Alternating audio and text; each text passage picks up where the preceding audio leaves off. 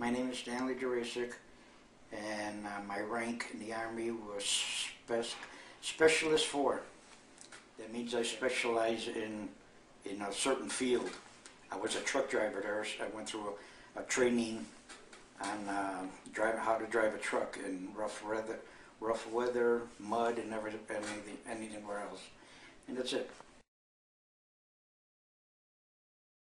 No, I did not enlist, but what I did was I had my number pushed up. That means I was, say, like 100-person next to go, and I just went to them and it says I want my number pushed up, so I was like, say, 5th or 4th person to go. But I did not enlist. They were drafting me because everybody was going at that time. Left for Vietnam. It was around summertime, just before, like, I think it was about September. How many years? I stayed in the Army. 1 year, 9 months. And the reason why 1 year, 9 months is because when whoever went, like, overseas, which I was overseas, my time was already up. I only had like 3 months left. So when I came home, they just ended my, what do you call it? I don't know what you call that. My tour of duty. So they gave me an early out, 3 months early. Located in the town called Pleiku. Well, the town was called Pleiku. I was about 3 or 4 miles away from there in an army base. It was nice country and all that. And the people were pretty nice as far as I knew. The only thing, like I said, the only thing I didn't like was that it rained for like 3 months straight. Mostly it rained breakfast, lunch, and dinner. Whenever we ate, it rained. Well, I didn't do anything. I laid around when I had a chance, because when you're out there, you basically work from morning till dark. And if we had any days off, which was very rare, I stayed in the cabin and just relaxed.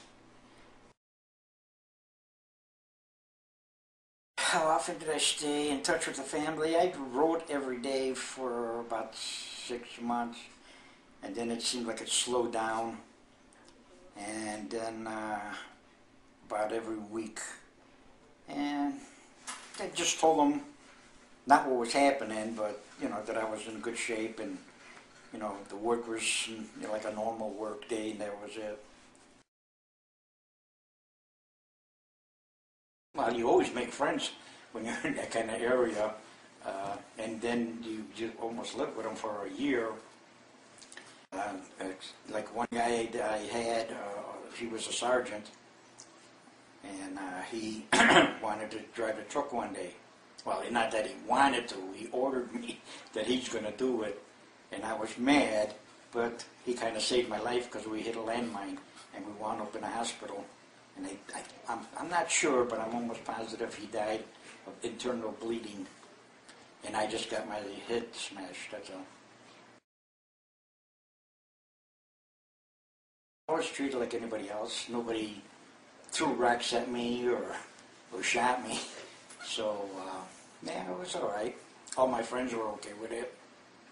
Half of them were in Vietnam, too. When I came back, I heard a story that some guy got off the plane, and a guy or a woman, I can't remember, it was so long ago, that got off the plane, went up to the guy and says, "Hey, did you just come back from Vietnam?" And the guy said, "Yeah." And they pulled out a gun and shot him.